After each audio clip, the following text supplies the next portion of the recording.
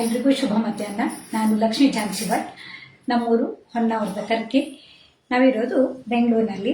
ನಾನಿವತ್ತು ಅಮೂಲ್ ಕನ್ನಡ ಪೇಜ್ಗಾಗಿ ಪೋಹಾ ಮೋಮೋಸ್ ಅಂತ ನನ್ನದೇ ಆದ ರೀತಿಯಲ್ಲಿ ಮಾಡ್ತಾ ಇದ್ದೀನಿ. ಇದಕ್ಕಾಗಿ ನಾನು ಅಮೂಲ್ ಪ್ರಾಡಕ್ಟಲ್ಲಿ ಅಮೂಲ್ ಅವಲಕ್ಕಿ, ಅಮೂಲ್ ಚೀಸ್, ಹಾಗೆ ಅಮೂಲ್ ಹಾಲನ್ನು ತೆಗೆದುಕೊಂಡಿದ್ದೀನಿ. ಹಾಲಿನಿಂದ ಪನೀರನ್ನು ಮಾಡಿದ್ದೀನಿ. ಇಲ್ಲಾಂದರೆ ಅಮೂಲ್ ಪನೀರನ್ನು ತಗೊಳ್ಬೋದು. ನನ್ನ ಹತ್ರ ಪನೀರ್ ಖಾಲಿಯಾಗಿತ್ತು, ಹಾಗಾಗಿ ನಾನು ಅಮೂಲ್ ಹಾಲಿಂದ ಪನೀರನ್ನು ಮಾಡಿದ್ದೀನಿ. ಹಾಗೆ ಅಮೂಲ್ ತುಪ್ಪ ಅಥವಾ ಅಮೂಲ್ ಬೆಣ್ಣೆ ಎರಡನ್ನೂ ಉಪಯೋಗಿಸ್ಬೋದು, ಅಥವಾ ಎರಡು ಇಲ್ಲಾಂದರೆ ಯಾವುದಾದ್ರೂ ಒಂದನ್ನು ಉಪಯೋಗಿಸ್ಕೋಬಹುದು. ಈ ಅಮೂಲ್ ಪ್ರಾಡಕ್ಟನ್ನು ಉಪಯೋಗಿಸಿ ಪೋಹಾ ಮೋಮೋಸ್ ಅಂದರೆ ಅವಲಕ್ಕಿಯಿಂದ ಮೋಮೋಸ್ ಅಂದರೆ ನಮ್ಮ ಕಡುಬು ಅಂತಲೇ ಹೇಳ್ಬೋದು. ಅದಕ್ಕೆ ನಮ್ಮ ರಾಜ್ಯದಲ್ಲಿ ಆ ಹೆಸರಿಲ್ಲ ಅಷ್ಟೇ, ಮೋಮೋಸ್ ಅಂತ ಕರೀತಾರೆ. ಅದನ್ನ ಸುಲಭವಾಗಿ ಮಾಡೋದು ಹೇಗೆ ಅಂತ ತೋರಿಸ್ತೀನಿ. ಮೊದಲಿಗೆ ನಾವು ಅದಕ್ಕಾಗಿ ಸ್ಟಫಿಂಗ್ ಅನ್ನ ತಯಾರು ಮಾಡ್ಕೊಳ್ಳೋಣ. ನಾನಿಲ್ಲಿ ತರಕಾರಿಗಳಲ್ಲಿ ಮನೆಯಲ್ಲೇ ಇರುವಂತಹ ಕ್ಯಾರೆಟ್, ಬೀನ್ಸ್, ದೊಣ್ಣೆ ಮೆಣಸಿನಕಾಯಿ, ಸ್ವೀಟ್ ಕಾರ್ನು ಮತ್ತೆ ಬೇಬಿ ಕಾರ್ನ್ ಇವನ್ನ ತಗೊಂಡಿದ್ದೀನಿ. ಯಾವುದೂ ಇಲ್ಲ ಅಂದ್ರೂ ಒಂದೆರಡೇ ತರಕಾರಿ ತಗೋಬಹುದು. ಕ್ಯಾಬೇಜ್ ಅನ್ನು ಉಪಯೋಗಿಸ್ತಾರೆ. ನಾನು ಮನೆಯಲ್ಲಿ ಇದಿಷ್ಟು ಪದಾರ್ಥ ಇತ್ತು, ಅಂದ್ರೆ ತರಕಾರಿ ಇತ್ತು, ಅವುಗಳನ್ನ ಉಪಯೋಗಿಸ್ತಾ ಇದ್ದೀನಿ. ಬಾಣಲೆಯನ್ನ ಕಾಯಕ್ಕಿಟ್ಟು ನಾನಿಲ್ಲಿ ಅಮೂಲ್ ಬೆಣ್ಣೆ ಮತ್ತು ತುಪ್ಪ ಎರಡನ್ನೂ ಉಪಯೋಗಿಸ್ತಾ ಇದ್ದೀನಿ. ಬೆಣ್ಣೆ ತೆಗೆದಿದ್ದು ಸ್ವಲ್ಪ ಇತ್ತು, ಇಲ್ಲಾದ್ರೂ ಇನ್ನೊಂದು ಬೆಣ್ಣೆ ತಂದಿದ್ದೆ, ಆದ್ರೆ ನಾನು ಬೆಣ್ಣೆ ಮತ್ತೆ ತುಪ್ಪ ಎರಡನ್ನೂ ಉಪಯೋಗಿಸ್ತಾ ಇದ್ದೀನಿ. ಇಲ್ಲಾಂದ್ರೆ ಎಣ್ಣೆಯನ್ನು ಉಪಯೋಗಿಸ್ಕೋಬಹುದು. ಇದಕ್ಕೆ ಬೆಣ್ಣೆಯನ್ನು ಉಪಯೋಗಿಸಿದಾಗ ಅಥವಾ ತುಪ್ಪವನ್ನು ಉಪಯೋಗಿಸಿದಾಗ ರುಚಿ ಜಾಸ್ತಿ ಇರುತ್ತೆ, ಆರೋಗ್ಯಕರವಾಗಿರುತ್ತೆ. ಇದನ್ನ ಅಮೂಲ್ ತುಪ್ಪವನ್ನ ಉಪಯೋಗಿಸ್ಕೊಂಡಿದ್ದೀನಿ. ಸ್ವಲ್ಪ ಬಿಸಿಯಾಗಿ ಬರಲಿ.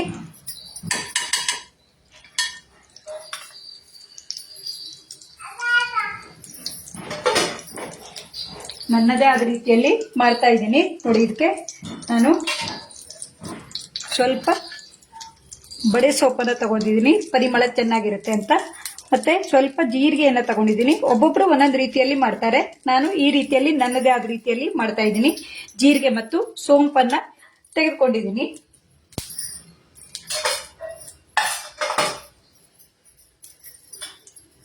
ಇದು ಬೆಂದು ಬರ್ತಾ ಇರೋ ಹಾಗೆ ನಾವು ತೆಗೆದುಕೊಂಡಿರೋ ತರಕಾರಿಗಳನ್ನು ಹಾಕೊಳ್ಳೋಣ. ಬೇಕಿದ್ರೆ ಗರಂ ಮಸಾಲೆಗೆ ದಾಲ್ಚಿನ್ನಿ ಎಲೆ ಅಂದ್ರೆ ಪಲಾವ್ ಎಲೆಯನ್ನ ಹಾಕೋಬಹುದು.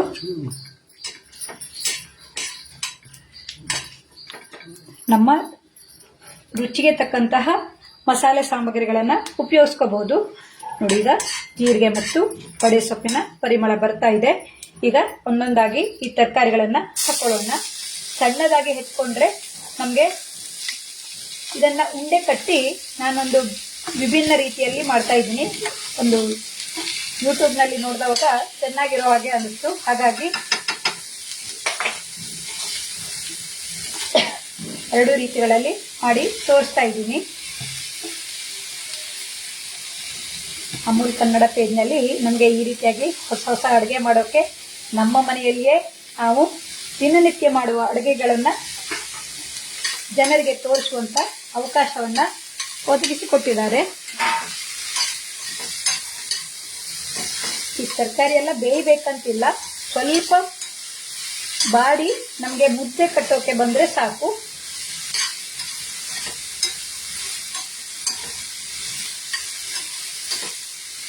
ಎಲ್ಲ ತರಕಾರಿ ಈಗ ಮಿಶ್ರ ಆಗಿದೆ.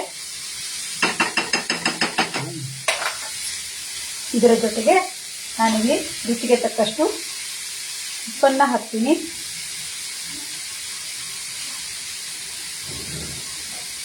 ನಿಮ್ಮ ರುಚಿಗೆ ತಕ್ಕಂತಹ ಉಪ್ಪನ್ನ ಹಾಕಿಕೊಳ್ಬಹುದು. ನೋಡಿ, ನಾನು ಮೊದಲೇ ಈರುಳ್ಳಿಯನ್ನ ಹಾಕಬೇಕಿತ್ತು, ಈರುಳ್ಳಿಯನ್ನ ಹಾಕಿಲ್ಲ. ಇದರ ಜೊತೆಗೆ ಈರುಳ್ಳಿಯನ್ನ ಹಾಕ್ತೀನಿ. ಈರುಳ್ಳಿ ಹಾಕ್ತೇನೂ ಮಾಡಬಹುದು. ನಾನಿಲ್ಲಿ ಈರುಳ್ಳಿಯನ್ನೇ ಹೆಚ್ಚಿಟ್ಕೊಂಡಿದ್ದೀನಿ, ಹಾಗಾಗಿ ಈರುಳ್ಳಿಯನ್ನು ಹಾಕ್ತಾ ಇದ್ದೀನಿ.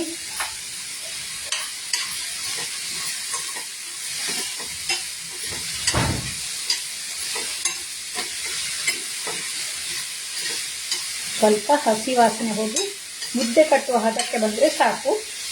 ಇದರ ಜೊತೆಗೆ ನಾನು ಪನ್ನೀರ್ ಮತ್ತು ಚೀಸನ್ನು ಸೇರಿಸ್ತಾ ಇದ್ದೀನಿ. ಲೈವಲ್ಲಿ ಯಾರು ಬಂದಿದ್ದೀರಾ? ಸವಿತಾ ಕಿರಣ್ ಅವ್ರು ಬಂದಿದ್ದೀರಾ. Thank you. ಸೂಪರ್ ಅಂತ ಹೇಳ್ತಾ ಇದ್ದೀರಾ. ನಿಮ್ಮದು ಇನ್ನೊಂದು ಸ್ವಲ್ಪ ಹೊತ್ತಿಗೆ ಇರಬೇಕು. ಹೆಚ್ಚಾಗಿ ನನಗೆ ಇವತ್ತು ಮೊಬೈಲ್ ಹಿಡಿಯೋಕ್ಕೆ ಸಾಧ್ಯ ಆಗಿಲ್ಲ, ಬೇರೆ ಕೆಲಸಗಳಲ್ಲಿ ಬ್ಯುಸಿ ಆಗಿಬಿಟ್ಟಿದೆ. ಲೈವಲ್ಲಿ ನಾವು ದಿನಕ್ಕೆ 2-3 ಮಂದಿ ಅಡುಗೆಗಳನ್ನು ತೋರಿಸ್ತೀವಿ, ಹಾಗಾಗಿ ಒಬ್ರಿಗೊಬ್ಬರಿಗೆ ಪರಿಚಯ ಆಗಿಬಿಟ್ಟಿದೆ. ನೋಡಿ, ಈಗ ಇದಕ್ಕೆ ನಾನು ಸ್ವಲ್ಪ ಕಾಳು ಮೆಣಸಿನ ಪುಡಿಯನ್ನು ಹಾಕ್ತೀನಿ. ಆಮೇಲೆ ಅವಲಕ್ಕಿಗೂ ಹಾಕ್ತೀನಿ ಕಾಳು ಮೆಣಸಿನ ಪುಡಿ. ಹಾಗೆ ಇದಕ್ಕೆ ಸಮರಸ ಆಗೂ ಬರುತ್ತೆ ಮತ್ತು ರುಚಿಯಾಗಿರುತ್ತೆ. ನಾನು ಮನೆಯಲ್ಲೇ ಮಾಡ್ಕೊಂಡಿರುವಂಥ ಪನೀರನ್ನು ಹಾಕ್ತಾ ಇದ್ದೀನಿ. ಸ್ವಲ್ಪವೇ ಪ್ರಮಾಣದಲ್ಲಿ ಮಾಡ್ತಾ ಇರೋದ್ರಿಂದ ನಾನು ಈ ಜಾಲರಿಯಲ್ಲಿ ಸೋಸ್ಕೊಂಡಿದ್ದೀನಿ. ನಾವು ಪೇಟೆಯಿಂದ ತಂದಿದ್ದಾದರೆ ಅದು ಸ್ಲೈಸ್ ಮಾಡೋಕ್ಕೆ ಬರುತ್ತೆ. ಇದನ್ನು ನೋಡಿ, ನಾನು ಈಗ ಒಂದು 5 ನಿಮಿಷದಲ್ಲಿ ಮಾಡ್ಕೊಂಡಿದ್ದೀನಿ. ಮನೆಯಲ್ಲಿ ನಾವು ಅಮೂಲ್ ಹಾಲನ್ನು ತಂದಿರ್ತೀವಲ್ಲ, ಅದನ್ನು ಸ್ವಲ್ಪ ಲಿಂಬು ರಸವನ್ನು ಹಾಕಿದ್ದೀನಿ. ಈ ರೀತಿ ಹಾಕ್ಕೋಬೇಕು. ನಾನು ಬಾಣಲಿಯನ್ನು ಬಿಸಿಯಿಂದ ಆರಿಸ್ಕೊತೀನಿ. ಇದನ್ನು ಹಾಕ್ಕೊಂಡ್ರೆ ನಮಗೆ ಇದನ್ನು ಉಂಡೆ ಕಟ್ಟೋಕೆ ಚೆನ್ನಾಗಿ ಬರುತ್ತೆ ಅಂತ. ಹಾಗೆ ಇದ್ರ ಜೊತೆಗೆ ನಾನು ಅಮೂಲ್ ಚೀಸನ್ನು ಉಪಯೋಗಿಸ್ತಾ ಇದ್ದೀನಿ. ಇವೆಲ್ಲ ಹಾಕೋದ್ರಿಂದ ರುಚಿಯನ್ನ ಜಾಸ್ತಿ ಮಾಡುತ್ತೆ. ಮೊದಲೇ ಹೇಳಿದಾಗೆ ಒಬ್ರು ಒಂದೊಂದು ರೀತಿಯಲ್ಲಿ ಮಾಡ್ತಾರೆ. ನಾನಿಲ್ಲಿ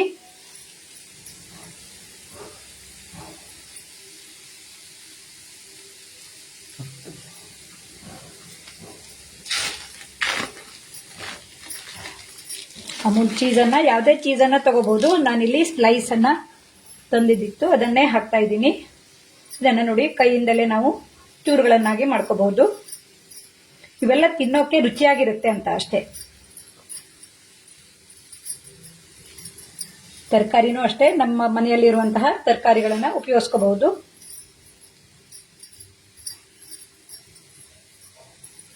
ಹಾಗೆ ಇದಕ್ಕೆ ಸ್ವಲ್ಪ ಮೊಮೊ ರುಚಿ ಬರಲಿ ಅಂತ ನಾನು ಇಲ್ಲಿ ಸಾಸನ್ನು ಸ್ವಲ್ಪ ಹಾಕ್ತಾ ಇದ್ದೀನಿ. ಸೋಯಾ ಸಾಸು ಹಾಕೋಬಹುದು, ಚಿಲ್ಲಿ ಸಾಸ್ ಹಾಕೋಬಹುದು. ಅವರವ್ರ ಇಷ್ಟದ ಹಾಗೆ ಯಾವುದಾದ್ರೂ ರುಚಿಯನ್ನು ಹೆಚ್ಚಿಸೋಕೆ ಹಾಕೋಬಹುದು. ನಾನಿಲ್ಲಿ ಇದಿಷ್ಟನ್ನು ಹಾಕ್ಬಿಡ್ತೀನಿ, ಸ್ವಲ್ಪನೇ ಇದೆ.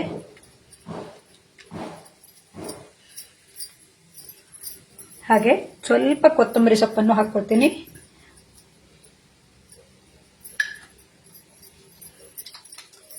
ಬೇಕಿದ್ರೆ ಚಿಲ್ಲಿ ಫ್ಲೇಕ್ಸ್ ಅನ್ನು ಹಾಕೋಬಹುದು. ಮನೆಯಲ್ಲಿ ತಂದಿದ್ದಿದ್ರೆ ಹಾಕಿ, ಇಲ್ಲಾಂದ್ರೆ ಅದ್ರ ಸಲುವಾಗಿ ತಂದ್ಕೊಂಡು ಮಾಡ್ಬೇಕಂತ ಏನಿಲ್ಲ. ಇವೆಲ್ಲ ರುಚಿಯನ್ನ ಹೆಚ್ಚಿಸುತ್ತೆ ಅಥವಾ ಒಂದು ಅಲಂಕಾರಕವಾಗೂ ಇರುತ್ತೆ ಅಂತ. ನೋಡಿ, ಈ ರೀತಿ ಇವನ್ನೆಲ್ಲ ಮಿಶ್ರ ಮಾಡ್ಕೋಬೇಕು.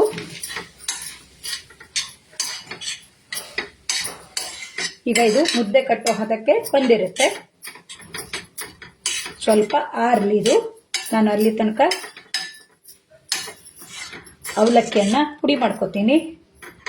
ಇದನ್ನ ಮೈದಾದಲ್ಲಿ ಮಾಡೋದು ಜಾಸ್ತಿ. ಮೈದಾ ಆರೋಗ್ಯಕ್ಕೆ ಒಳ್ಳೇದಲ್ಲ ಅಂತ ನಾನು ಗೋಧಿ ಹಿಟ್ಟಿನಲ್ಲೂ ಒಮ್ಮೆ ಮಾಡಿ ತೋರಿಸಿದ್ದೆ. ಮತ್ತೆ ಬೇರೆಯವರು ಎಲ್ಲ ಬೇರೆ ಬೇರೆ ರೀತಿಯಲ್ಲಿ ಮೊಮೋಸ್ ಅನ್ನ ಮಾಡಿದ್ರು. ಇದು ಪೋಹಾ ಮೊಮೋಸ್ ಅಂದ್ರೆ ಅವಲಕ್ಕಿಯಲ್ಲಿ ಮಾಡುವಂತದ್ದು. ನೋಡಿ, ಇದೀಗ ಸ್ವಲ್ಪ ಬಿಸಿ ಆರುತ್ತೆ ನಮ್ಗೆ, ಯಾಕೆಂದ್ರೆ ಇದನ್ನ ಮುದ್ದೆ ಕಟ್ಟಬೇಕು. ನಾನು ಇದನ್ನ ಮೊದಲೇ ಮಾಡಿಟ್ಟಿಲ್ಲ, ಲೈವ್ ಅಲ್ಲೇ ತೋರಿಸೋಣ ಅಂತೇಳಿ ಒಟ್ಟಿಗೆ ಮಾಡ್ತಾ ಇರುವಂತದ್ದು. ಇದನ್ನ ಈ ರೀತಿ ಮಾಡಿಟ್ಕೊಂಡು ನಾವೀಗ ಅವಲಕ್ಕಿಯನ್ನ ಪುಡಿ ಮಾಡ್ಕೊಳ್ಳೋಣ. ನಾನಿಲ್ಲಿ ಅಮೂಲ್ ಅವಲಕ್ಕಿಯನ್ನ ತೆಗೆದುಕೊಂಡಿದ್ದೀನಿ. ಇದನ್ನ ಮಿಕ್ಸರ್ ನಲ್ಲಿ ಪುಡಿ ಮಾಡ್ಕೊತೀನಿ.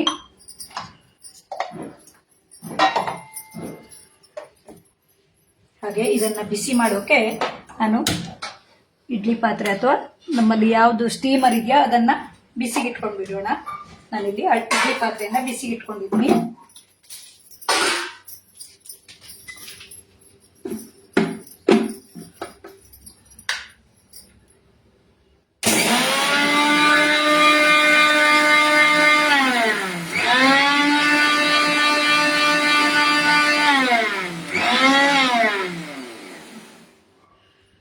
ನುಣ್ಣಗೆನ ಪುಡಿ ಆಗಬೇಕು.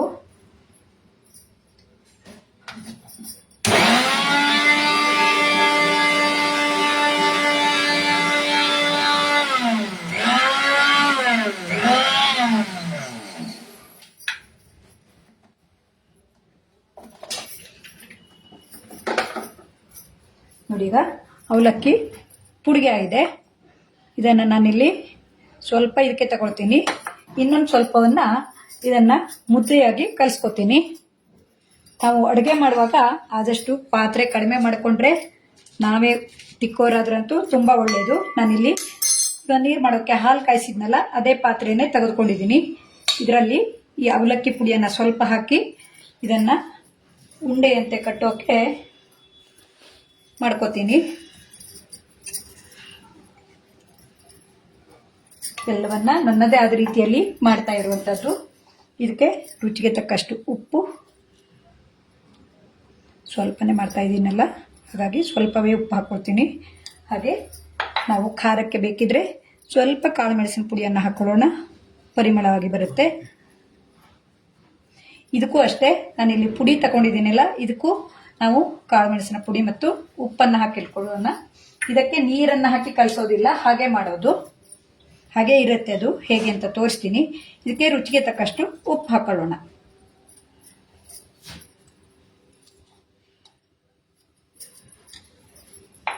ಹಾಗೆ ಸ್ವಲ್ಪ ಕೊತ್ತಂಬರಿ ಸೊಪ್ಪು, ಯಾಕೆಂದರೆ ಬೆಂದ ನಂತರ ಇದು ಹೊರಗಡೆ ನೋಡೋಕೆ ಚೆನ್ನಾಗಿರುತ್ತೆ, ಪರಿಮಳನೂ ಇರುತ್ತೆ.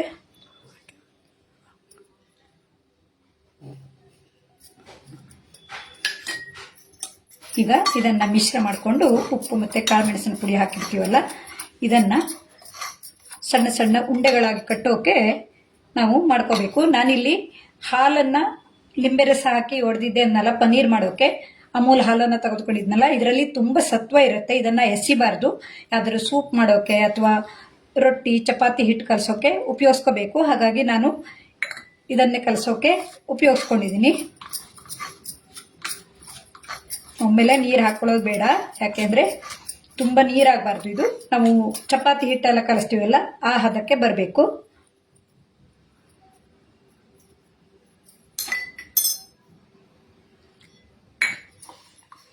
ಸ್ವಲ್ಪನೇ ಮಾಡ್ತಾ ಇರೋದ್ರಿಂದ ನಿಮಗೆ ಇದೇನು ಇಷ್ಟಿಷ್ಟೇ ಮಾಡ್ತಾ ಇದ್ದೀರಾ ಅಂತ ಅನಿಸುತ್ತೆ. ಆದರೆ ನಾವು ಯಾವುದನ್ನೇ ಆಹಾರವನ್ನು ತುಂಬ ಮಾಡಿ ತಿನ್ನೋರಿದ್ರೆ ಮಾಡಬಹುದು. ಮನೇಲಿ ಒಬ್ಬರು ಇಬ್ಬರು ಇರೋವಾಗ ತುಂಬ ಮಾಡಿಕೊಂಡು ವ್ಯರ್ಥ ಮಾಡೋ ಬದಲಿಗೆ ಆದಷ್ಟು ಕಡಿಮೆ ಪ್ರಮಾಣದಲ್ಲಿ ಮಾಡಿಕೊಂಡು ಬೇಕಿದ್ರೆ ಜಾಸ್ತಿ ಪ್ರಮಾಣದಲ್ಲಿ ಮಾಡ್ಕೋಬಹುದು. ನಾನು ಮೊದಲೇ ಹೇಳ್ದಂಗೆ ವಿಡಿಯೋಕ್ಕಾಗಿ ಅಡುಗೆ ಮಾಡೋದಲ್ಲ, ಅಡುಗೆ ಮಾಡಿದ್ದನ್ನು ವಿಡಿಯೋ ಮಾಡೋದು ಅಂತ. ಇದೊಂದು ಲೈವ್ ತೋರಿಸೋಕೆ ಒಳ್ಳೆಯ ಅವಕಾಶ ಆಗಿದೆ ನೋಡಿ. ಈ ರೀತಿ ಮುದ್ದೆ ಅಂತ ಬರುತ್ತೆ. ಮುದ್ದೆ ಆಗೋ ತನಕ ನಾವು ಇದನ್ನು ಕಲಿಸ್ಕೋಬೇಕು. ಚಪಾತಿ ಹಿಟ್ಟೆಲ್ಲ ಕಲಿಸ್ತೀವಲ್ಲ, ಆ ರೀತಿಯಲ್ಲಿ.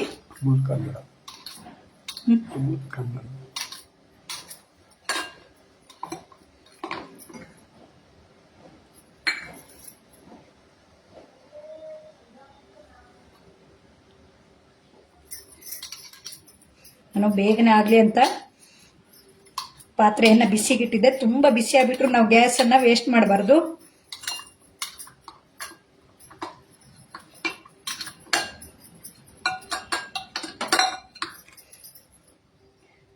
ಲಟ್ಸೋ ಹದಕ್ಕೆ ಇರಲಿ, ಯಾಕೆಂದರೆ ಇದನ್ನು ಲಟ್ಸಿ ಸ್ವಲ್ಪ ತೆಳು ಮಾಡಿಕೊಂಡ್ರೆ ನಮಗೆ ಸ್ಟಫಿಂಗಿಗೆ ಚೆನ್ನಾಗಿರುತ್ತೆ.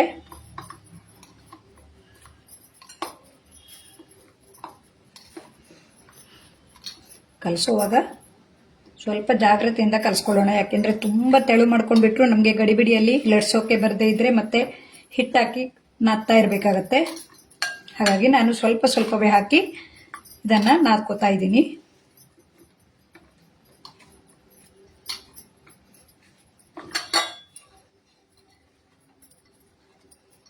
ನೋಡಿ, ಇದು ಈಗ ಲಟ್ಸೋ ಹದಕ್ಕೆ ಬಂದಿದೆ.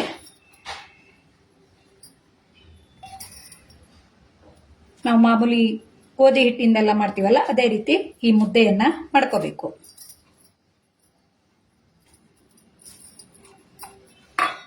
ಈಗ ಇದರಿಂದ ಚಿಕ್ಕ ಉಂಡೆಯನ್ನ ಮಾಡಿಕೊಂಡು ನಾವು ಲಟ್ಸ್ಕೋಬೇಕಾಗತ್ತೆ.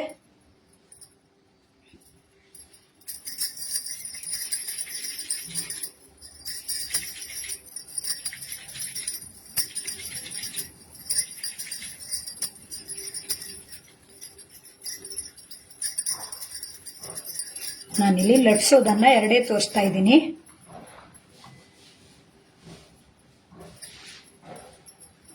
ಮತ್ತು ಇದನ್ನು ಮುದ್ದೆ ಕಟ್ಟಲಿಕ್ಕೂ ಇದೆ. ತುಂಬ ಸಮಯವನ್ನು ಲೈವಲ್ಲಿ ತೋರಿಸ್ತಾ ಇದ್ರೂ ನೋಡೋರಿಗೆ ಪೇಷನ್ಸ್ ಹೋಗ್ಬಿಡುತ್ತೆ. ಆದಷ್ಟು ಸುಲಭವಾಗಿ ಮತ್ತು ಬೇಗನೆ ಮಾಡುವಂತಹ ಅಡುಗೆಯನ್ನು ತೋರಿಸಿದರೆ ಚೆನ್ನಾಗಿರುತ್ತೆ. ನೋಡಿ, ನಾನಿಲ್ಲಿ ಈ ರೀತಿಯಾಗಿರುವಂಥದ್ದನ್ನು 2 ಮಾಡಿ ತೋರಿಸ್ತೀನಿ. ಹಾಗೆ ಇದನ್ನು ಅಷ್ಟೇ ಇದನ್ನು ಮಿಶ್ರ ಮಾಡ್ಕೋಬೇಕು ಈ ಹಿಟ್ಟಿಗೆ. ಇದು ಒಣ ಹಿಟ್ಟು, ಇದು ಅವಲಕ್ಕಿ ಹಿಟ್ಟಿಗೆ ನಾನು ಉಪ್ಪು ಮತ್ತು ಖಾರ ಪುಡಿ, ಇದು ಕಾಳು ಮೆಣಸಿನ ಪುಡಿ, ಸ್ವಲ್ಪ ಕೊತ್ತಂಬರಿ ಸೊಪ್ಪನ್ನು ಹಾಕ್ಕೊಂಡಿದ್ದೀನಿ. ಹೀಗೆ ಮಾಡಿಕೊಂಡು ಈಗ ಈ ಉಂಡೆಗಳನ್ನು ಮಾಡ್ಕೊಳ್ಳೋಣ. ಇದು ಸ್ವಲ್ಪ ಬಿಸಿ ಇದೆ, ಆದರೂ ಕೈಗೆ ಹಿಡಿಯುವಷ್ಟು ಬಿಸಿ ಇರುವಾಗ ನಾವು ಮಾಡ್ಕೊಳ್ಳೋಣ. ಇದನ್ನು ಅಷ್ಟೇ ಚಿಕ್ಕ ಚಿಕ್ಕ ಉಂಡೆಗಳನ್ನು ಮಾಡ್ಕೋಬೇಕು. ನಾವು ಪನ್ನೀರ್ ಮತ್ತು ಚೀಸನ್ನು ಹಾಕಿರೋದ್ರಿಂದ ಸುಲಭವಾಗಿಯೂ ಉಂಡೆ ಕಟ್ಟೋಕ್ಕೆ ಬರುತ್ತೆ. ನಮಗೆ ಯಾವ ಆಕಾರದಲ್ಲಿ ಬೇಕೋ ಆ ಆಕಾರದಲ್ಲಿ ಮಾಡ್ಕೋಬಹುದು. ಚಿಕ್ಕದು ಅಥವಾ ದೊಡ್ಡದು ಅಥವಾ ಇನ್ನೂ ಬೇರೆ ಬೇರೆ ಶೇಪಲ್ಲೂ ಮಾಡ್ಕೋಬಹುದು.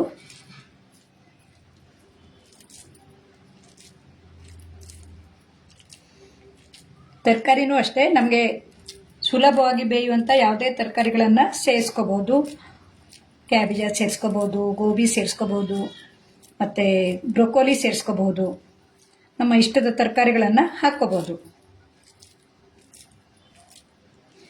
ಇವೆಲ್ಲ ಜಾಸ್ತಿ ಎಣ್ಣೆ ಇತ್ಯಾದಿಗಳಿಲ್ಲದೆ ಆರೋಗ್ಯಕರವಾಗಿರುವಂತಹ ಅಡುಗೆಗಳಾಗಿರುತ್ತವೆ. ನಾವು ಯಾವುದೇ ದೇಶದ್ದಾಗಲಿ ಯಾವುದೇ ರಾಜ್ಯದ್ದಾಗಲಿ ಮಾಡೋದಾದರೂ ಆದಷ್ಟು ಆರೋಗ್ಯಕರವಾಗಿರುವಂತಹ ಅಡುಗೆಯನ್ನು ಮಾಡಿಕೊಂಡ್ರೆ ನಮಗೂ ಆರೋಗ್ಯಕ್ಕೆ ಒಳ್ಳೆಯದು. ಇದನ್ನು ಅಷ್ಟೇ ನಾನು 4-5 ಅಷ್ಟೇ ಮಾಡಿ ತೋರಿಸ್ತೀನಿ, ಯಾಕೆಂದರೆ ತುಂಬ ಅದು ಬೇಯೋಕ್ಕೂ ಒಂದು 5 ನಿಮಿಷ ಸಾಕು, ತುಂಬ ಹೊತ್ತು ಬೇಡ. ಉಳಿದಿದ್ದನ್ನು ಆಮೇಲೆ ಮಾಡ್ಕೊತೀನಿ. ಇದೊಂದು 5 ಮಾಡ್ತೀನಿ, ಅದು 2 ಇದೆ ಸಾಕು.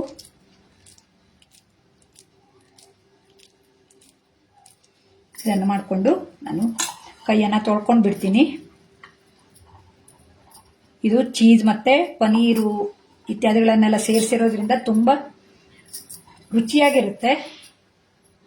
ನಾವು ಇಂಥವನ್ನೆಲ್ಲ ಮನೆಯಲ್ಲೇ ಮಾಡಿಕೊಂಡ್ರೆ ಆದಷ್ಟು ಹೆಲ್ದಿಯಾಗಿರುವಂಥ ಸಾಮಗ್ರಿಗಳನ್ನು ಉಪಯೋಗಿಸಿ ಮಾಡ್ಕೋಬಹುದು. ಹೀಗೆ ಕೈ ತೊಳ್ಕೊಬರ್ತೀನಿ.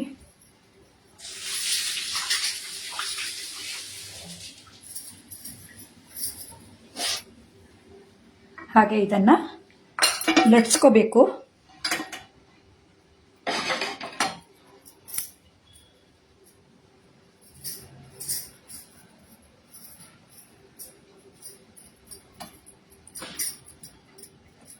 ಇದನ್ನು ನಾನು ಇದೇ ಹಿಟ್ಟಲ್ಲೇ ಹಚ್ಕೊಂಡು ಬಿಡ್ತೀನಿ. ನೋಡೋಣ ಲಟ್ಸೋಕೆ ಆಗತ್ತಾ ಅಂತ. ಅಂದರೆ ಇದು ಸ್ಟಫ್ ಆಗೋಕ್ಕೆ ನಾವು ಇದನ್ನು ಲಟ್ಸ್ಕೋಬೇಕಾಗತ್ತೆ.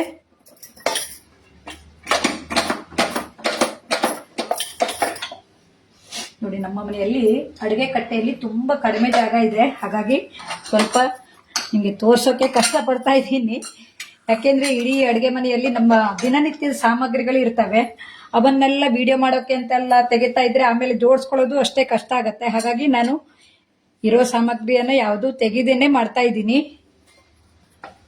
ಅಡುಗೆ ಮನೆ ಅಂದರೆ ನಮ್ಮದು ಎಲ್ಲ ಸಾಮಗ್ರಿ ಇರುವಾಗಲೇ ನಾವು ಅಡುಗೆ ಮಾಡೋಕ್ಕೆ ಸಾಧ್ಯ ಆಗೋದು.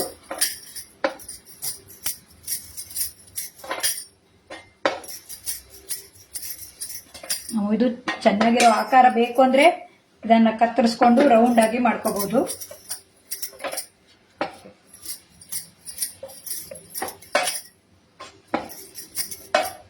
ನೋಡಿ, ಈ ರೀತಿ ಮಾಡಿಕೊಂಡು ಇದಕ್ಕೆ ನಾನು ಈ ಸ್ಟಫಿಂಗನ್ನು ತುಂಬ್ತೀನಿ.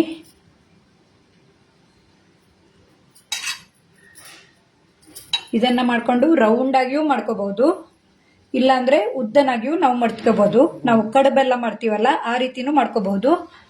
ನಾನಿಲ್ಲಿ ಯಾವುದನ್ನ ಮಾಡೋಕೆ ಸಾಧ್ಯ ಆಗುತ್ತೆ ಅಂತ ನೋಡ್ತಾ ಇದ್ದೀನಿ. ನಾವು ಕರ್ಜಿಕಾಯಿ ಮಾಡ್ತೀವಲ್ಲ ಆ ಶೇಪ್ನಲ್ಲೂ ಮಾಡೋದಾದ್ರೂ ಇನ್ನೂ ಒಂಚೂರು ತೆಳ್ಳಗಾಗಬೇಕು.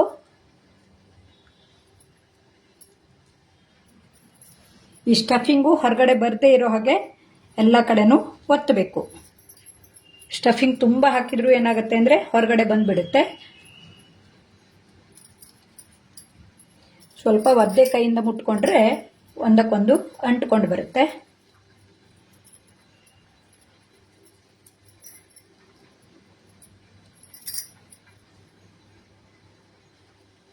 ಇದನ್ನ ಬೇರೆ ಬೇರೆ ಆಕಾರದಲ್ಲಿ ಮಾಡ್ತಾರೆ. ಇದು ನಾನು ತೆಳುವಾಗಿ ಲಟ್ಸೋಕೆ ಬಂದಿಲ್ಲ, ಹಾಗಾಗಿ ಇದೇ ಆಕಾರದಲ್ಲಿ ಮಾಡಿದ್ದೀನಿ. ತೆಳುವಾಗಿ ಮಾಡಿಕೊಂಡು ಬೇರೆ ಬೇರೆ ಆಕಾರದಲ್ಲಿ ಸ್ಟಫ್ ಮಾಡ್ಕೋಬಹುದು.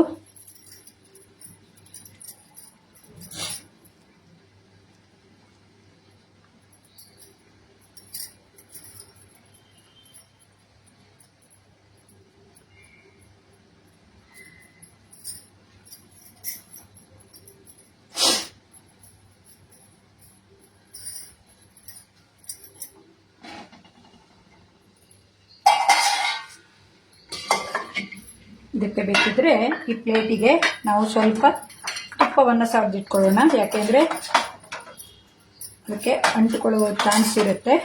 ಹಾಗಾಗಿ ನಾವು ಇದಕ್ಕೆ ತುಪ್ಪವನ್ನು ಸವದಿಟ್ಕೊಂಡು ಇದರಲ್ಲಿ ಇಡೋಣ.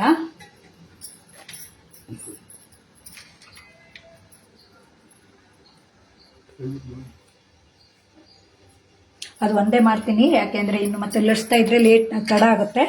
ಹಾಗೆ ಈ ಉಂಡೆಗಳನ್ನು ಮಾಡ್ಕೊಂಡಿದ್ದೀನಲ್ಲ, ಇದನ್ನು ಈ ಹಸಿ ಇರುವಾಗಲೇ ಇದರಲ್ಲಿ ಹಾಕ್ಕೊಂಡು ಈ ಹಿಟ್ಟನ್ನು ಹಾಕ್ಕೋಬೇಕು. ಒಂದ್ಸಲ ಹೀಗೆ ಮಾಡ್ಕೋಬೇಕು. ಒಂದು ಲೇಯರು ಈ ಅವಲಕ್ಕಿ ಪುಡಿ ಬಂದಿರುತ್ತೆ.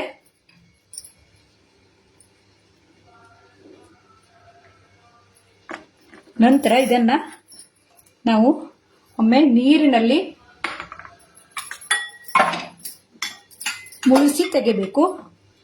ಮುಳುಸಿ ತೆಗೆಯೋಕೆ ನಾನು ಸುಲಭವಾಗಿ ಈ ರೀತಿ ಮಾಡ್ಕೊತೀನಿ. ಇದು ಈ ರೀತಿ ಮಾಡಿಕೊಂಡ್ರೆ ಇನ್ನೊಮ್ಮೆ ನಮಗೆ ಈ ಅವಲಕ್ಕಿ ಪುಡಿ ಇದರ ಒಟ್ಟಿಗೆ ಬರೋಕೆ ಚೆನ್ನಾಗಿರುತ್ತೆ. ನೋಡಿ, ಈಗ 2ನೇ ಸಲ ಆಯಿತು. ಈಗ ಮತ್ತೆ ನೀರಿನಲ್ಲಿ ಹಾಕೋತೀನಿ.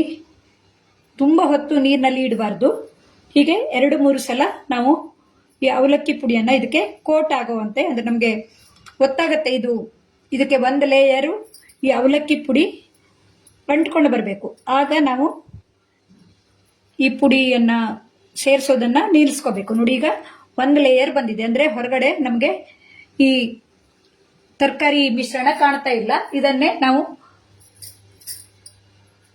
ಬೇಯೋಕೆ ಇಡೋಣ. ಮತ್ತೆ ಈ ಉಂಡೆಗಳನ್ನು ಅಷ್ಟೇ ಒಮ್ಮೆ ಅವಲಕ್ಕಿ ಪುಡಿಯಲ್ಲಿ ಹಾಕೋದು, ಒಮ್ಮೆ ನೀರಲ್ಲಿ ಹಾಕೋದು, ಹೀಗೆ 2-3 ಸಲ ಮಾಡಿಕೊಂಡು ಕೋಟಿಂಗ್ ಮಾಡ್ಕೋಬೇಕು.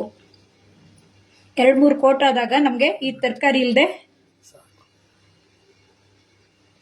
ಬರೀ ಅವಲಕ್ಕಿ ಪುಡಿ ಕಾಣಿಸುತ್ತೆ. ಆಗ ನಾವು ಬೇಯೋಕಿಟ್ರೆ ಹೊರಗಡೆ ಅವಲಕ್ಕಿ ಲೇಯರ್ ಇರುತ್ತೆ, ಒಳಗಡೆ ತರಕಾರಿ ಇರುತ್ತೆ. ಇದನ್ನು ತುಂಬ ಹೊತ್ತು ಬೇಯಿಸೋದು ಬೇಕಾಗೋಲ್ಲ. ನೋಡಿ, ಒಂದು ಲೇಯರ್ ಆಗಿದೆ. ಮತ್ತೆ ಈ ಅವಲಕ್ಕಿ ಮಿಶ್ರಣ ಇರೋದನ್ನು ಮತ್ತೆ ನೀರಿನಲ್ಲಿ ಹಾಕೋದು, ಒಂದು ಲೇಯರ್ ಬಂದಿರುತ್ತೆ. ಮತ್ತೆ ಇದನ್ನು ನೀರಲ್ಲಿ ಮುಳುಸೋದು. ಅಂದರೆ ನೀರಲ್ಲಿ ಹಾಕಿದವಾಗ ನಮಗೆ ಇದಕ್ಕೆ ಒಂದು ಕೋಟು ಅವಲಕ್ಕಿ ಪುಡಿ ಬರೋಕೆ ಅನುಕೂಲ ಆಗುತ್ತೆ. ನೋಡಿ, ಈಗ ತರಕಾರಿ ಮಿಶ್ರಣ ಕಾಣದೇನೆ ಅವಲಕ್ಕಿ ಪುಡಿ ಮೇಲ್ಗಡೆ ಇದೆ. ಅಂದರೆ ನೀರಿನ ಪಸೆ ಇರುವಾಗ ಅವಲಕ್ಕಿ ಮಿಶ್ರಣ ಅದಕ್ಕೆ ಅಂಟ್ಕೊಳ್ಳುತ್ತೆ.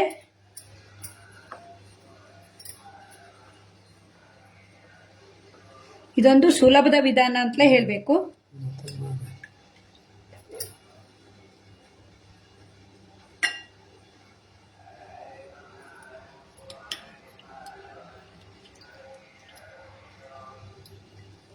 ನೋಡಿ, ಇಲ್ಲೇ ನಮಗೆ ಅವಲಕ್ಕಿ ಪುಡಿ ಹಿಡ್ಕೊಂಡಿರುತ್ತೆ. ನೋಡಿ, ಈ ರೀತಿ ಮಾಡಿಕೊಂಡ್ರೆ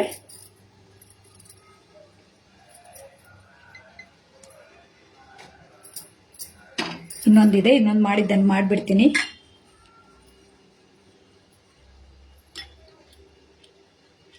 ಒದ್ದೆ ಆಗಿರುವಾಗ ನಮಗೆ ಈ ಅವಲಕ್ಕಿ ಪುಡಿ ಚೆನ್ನಾಗಿ ಅಂಟ್ಕೊಂಡು ಬರುತ್ತೆ. ನೋಡಿ, ಈಗ ಅಂಟ್ಕೊಂಡಿದೆ. ನೋಡಿ, ಈಗ ಇಲ್ಲಿ ತೋರಿಸಿ. ನೋಡಿ, ಈ ರೀತಿ ನಾವು ಬೇಯಿಸ್ಕೋಬೇಕು. ಈಗ ದೊಡ್ಡ ಉರಿ ಮಾಡಿಬಿಡ್ತೀನಿ. ಇದಕ್ಕೆ ಮುಚ್ಚಳ ಮುಚ್ಚಿ ಒಂದು 5 ನಿಮಿಷ ಬೆಂದರೆ ಸಾಕು. ಯಾಕೆ ಅಂದರೆ ಅವಲಕ್ಕಿ ಬೇಗ ಬೆಂದು ಬರುತ್ತೆ. ಇದು ಬೇಯಲಿ. ಈಗ ನಾನು ಇದಕ್ಕೆ ಒಂದು ಚಟ್ನಿಯನ್ನು ಮನೆಯಲ್ಲೇ ಮಾಡಿ ತೋರಿಸ್ತಾ ಇದ್ದೀನಿ. ನಾನಿಲ್ಲಿ ಟೊಮೆಟೊ, ಬೆಳ್ಳುಳ್ಳಿ, ಈರುಳ್ಳಿ ಮತ್ತು ಒಣಮೆಣಸಿನಕಾಯಿಯನ್ನು ಚೆನ್ನಾಗಿ ನೀರು ಹಾಕಿ ಬೇಯಿಸ್ಕೊಂಡಿದ್ದೀನಿ. ಇದನ್ನು ಮನೆಯಲ್ಲೇ ನಾನು ಟೊಮೆಟೊ ಚಟ್ನಿ ಮಾಡೋದು ಹೇಗೆ ಅಂತ ತೋರಿಸ್ತೀನಿ. ನಾನು ಇದೇ ಮಿಕ್ಸರ್ ಜಾರನ್ನು ತಗೊಳ್ತೀನಿ. ಟೊಮೆಟೊ, ಒಣಮೆಣಸಿನಕಾಯಿ, ಈರುಳ್ಳಿ, ಬೆಳ್ಳುಳ್ಳಿಯನ್ನು ಹಾಕ್ಕೊಂಡಿದ್ದೀನಿ.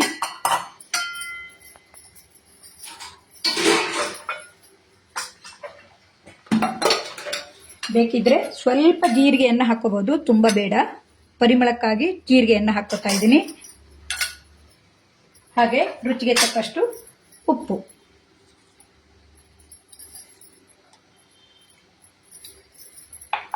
ಸ್ವಲ್ಪ ಕೊತ್ತಂಬರಿ ಸೊಪ್ಪು. ಈ ರೀತಿ ಮಾಡಿಕೊಂಡು ಮಿಕ್ಸಿ ಜಾರಿಗೆ ಹಾಕಿ ರುಬ್ಕೊಂಡ್ರಾಯ್ತು.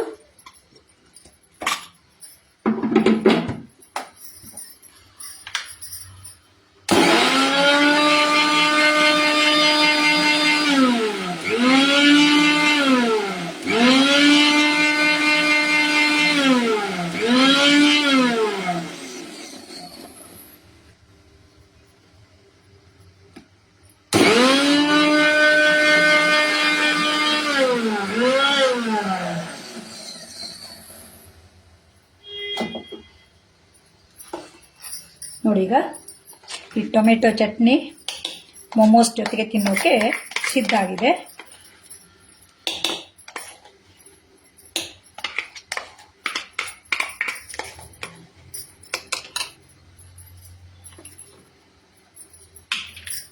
ಇದನ್ನು ಒಂದು ಪಾತ್ರೆಗೆ ತಗೋತೀನಿ.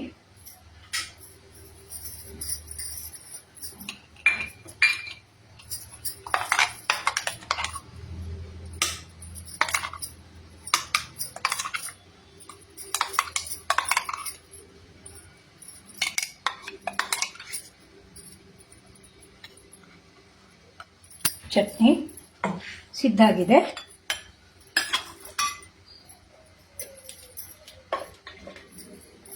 ಇದೊಂದು 5 ನಿಮಿಷ ಬೆಂದರೆ ಸಾಕು. ಒಮ್ಮೆ ನೋಡ್ತೀನಿ ನಾನು, ಬೆಂದು ಬರ್ತಾ ಇದೆ. ಇದಕ್ಕೆ ಬೇಕಿದ್ರೆ ನೀವು ಸ್ವಲ್ಪ ತುಪ್ಪವನ್ನು ಸಹ ಮೇಲಿಂದ ಹಾಕೋಬಹುದು ಬೇಯ್ತಾ ಇರೋವಾಗ. ಅದೇನಾಗತ್ತೆ ಅಂದರೆ ರುಚಿ ಜಾಸ್ತಿ ಕೊಡುತ್ತೆ.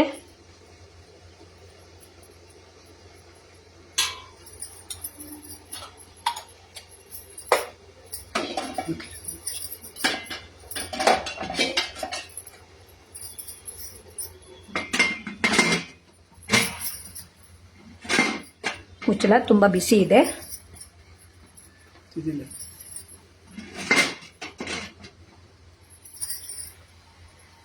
ಇದು ಬೆಂದು ಬರಲಿ. ನಾನು ಸರ್ವಿಂಗ್ ಪ್ಲೇಟನ್ನು ಸಿದ್ಧ ಮಾಡ್ಕೋತೀನಿ.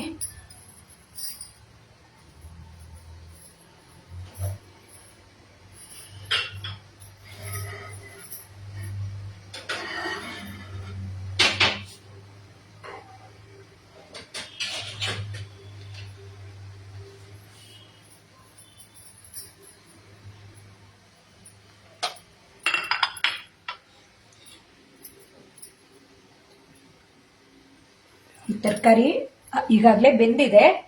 ಹೊರಗಿನ ಅವಲಕ್ಕಿ ಕೋಟ್ ಮಾತ್ರ ಸ್ವಲ್ಪ ಬೆಂದ ಬರಬೇಕು. ಬೇಗನೆ ಬೇಯುತ್ತೆ.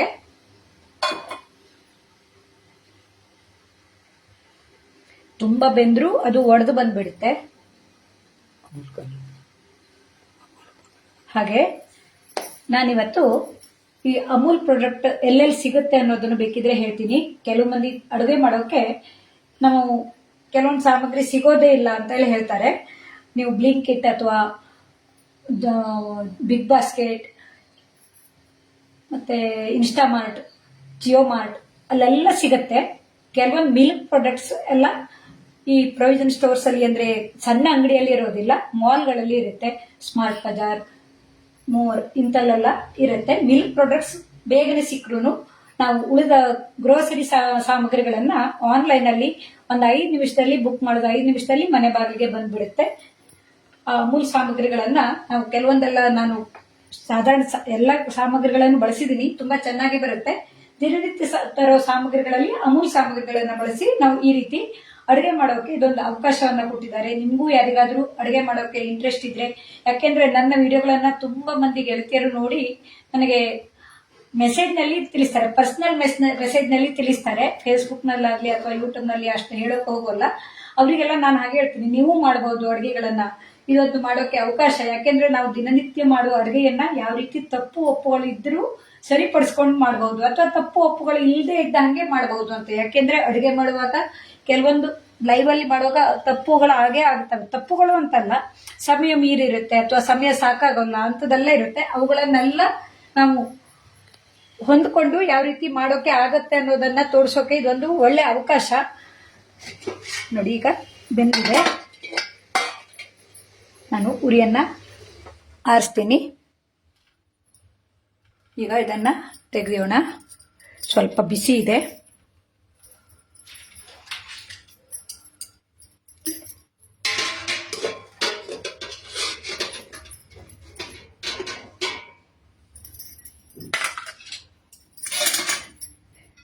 ನೋಡಿ, ತುಂಬಾ ಹೊತ್ತಾಗ್ಬಿಟ್ರೆ ಏನಾಗುತ್ತೆ ಅಂದ್ರೆ ಇದು ಒಡೆದು ಬಂದ್ಬಿಡುತ್ತೆ. ಹಾಗಾಗಿ ತುಂಬಾ ಹೊತ್ತು ಬೇಯಿಸೋದು ಬೇಡ. ಈ ಅವಲಕ್ಕಿಯನ್ನ ನಾವು ನೀರಿನ ಪಸೆ ಹಾಕಿರೋದ್ರಿಂದ ಬೆಂದಿರುತ್ತೆ.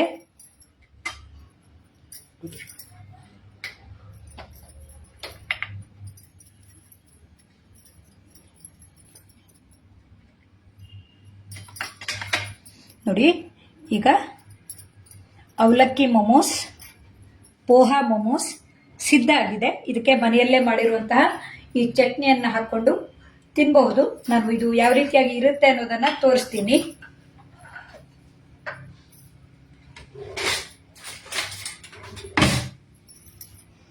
ನೋಡಿ, ಇದು ಒಂದು ಲೇಯರ್ ಅಷ್ಟೇ ನಮಗೆ ಅವಲಕ್ಕಿ ಬಂದಿರುತ್ತೆ. ನೋಡಿ, ಈ ರೀತಿಯಾಗಿರುತ್ತೆ.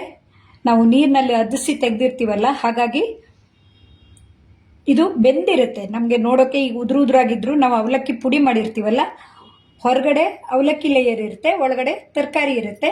ಈ ರೀತಿಯಾಗಿ ಆರೋಗ್ಯಕರವಾಗಿ ನಾವು ಈ ಮೊಮೋಸ್ಗಳನ್ನ ಮಾಡ್ಕೋಬಹುದು. ಇದೊಂದು ಹೊಸ ವಿಧಾನ ನನಗೆ ಖುಷಿ ಕೊಡ್ತು, ಹಾಗಾಗಿ ನಿಮ್ಮೊಡನೆ ಹಂಚಿಕೊಂಡಿದ್ದೀನಿ. ನೀವು ಒಮ್ಮೆ ಈ ರೀತಿ ಮಾಡಿ ನೋಡಿ ಹೇಗೆ ಬಂತು ಅನ್ನೋದನ್ನ ತಿಳಿಸೋಕೆ ಮರೆಯದಿರಿ. ಅಮೂಲ್ ಕನ್ನಡ ಪೇಜ್ನಲ್ಲಿ ನಿಮಗೆ ಲೈವ್ ಅಲ್ಲಿ ನೋಡೋಕಾಗೆ ಸಾಧ್ಯ ಆಗಲಿಲ್ಲ ಅಂದ್ರೆ ಆಮೇಲೂ ನೋಡಬಹುದು. ಇದೊಂದು ಒಳ್ಳೆಯ ಅವಕಾಶವನ್ನ ಕೊಟ್ಟ ಅಮೂಲ್ ಕನ್ನಡ ಪೇಜ್ನ ನಮಗೆ ನೇರ ಸಂಪರ್ಕದಲ್ಲಿ ಇರುವಂತಹ ಸಮೀರ್ ಮತ್ತು ನಂದಿನಿ ಅವರಿಗೆ ಧನ್ಯವಾದಗಳನ್ನ ತಿಳಿಸ್ತಾ ನನ್ನ ಈ ವಿಡಿಯೋವನ್ನ ಮುಗಿಸ್ತಾ ಇದ್ದೀನಿ. ಥ್ಯಾಂಕ್ ಯು ಎಲ್ರಿಗೂ.